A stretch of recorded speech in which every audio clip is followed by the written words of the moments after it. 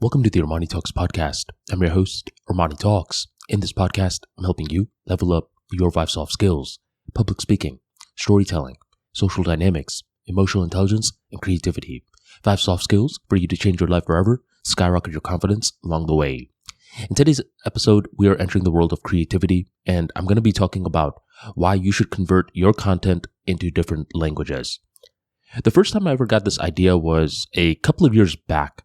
And at first, I scoffed at it. There was this guy that wrote a comment on my YouTube channel where he said, "Brother, please convert your content to Hindi." I was like, what the hell? Why?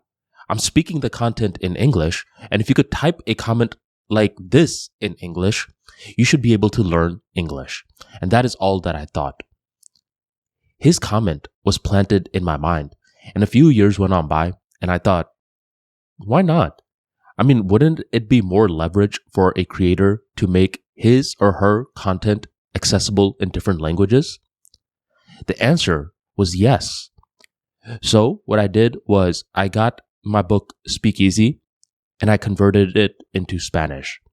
Then I got my book Level Up Mentality and I converted that into Spanish. And then I created a bundle offer with Spanish Speakeasy and Spanish Level Up Mentality to create a brand new offer.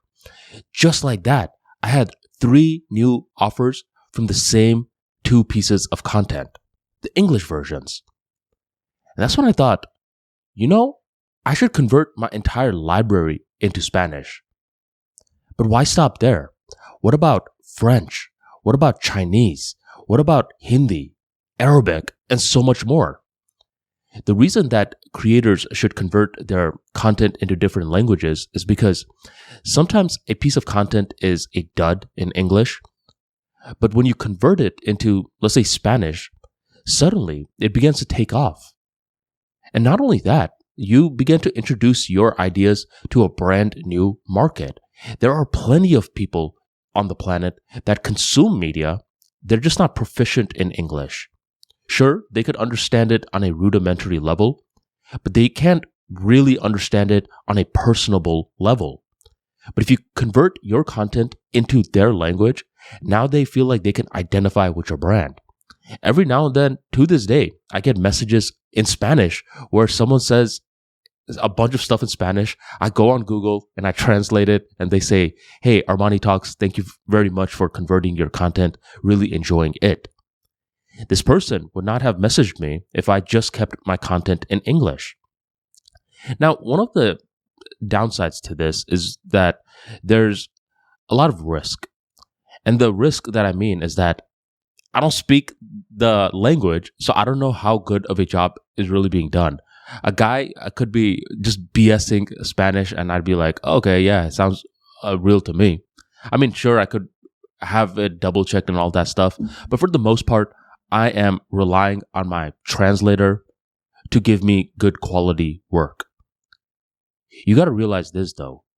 Everything in business to a certain extent has risk. You just got to decide which risk is worth it. And for me, I believe that me converting content into languages that I don't understand is still a risk that is worth it because of the high ROI. Right now, it's just the beginning. I am just working on Spanish so far, but my long-term goals are to transition the content into a multitude of different languages. I really wish AI would catch up because I could see artificial intelligence coming in clutch with this. The main point is creators should take a look into transitioning their content from solely being available in English to opening up the boatload of opportunities in different languages. Thank you very much for joining the ArmaniTalks podcast, and I will catch you next time.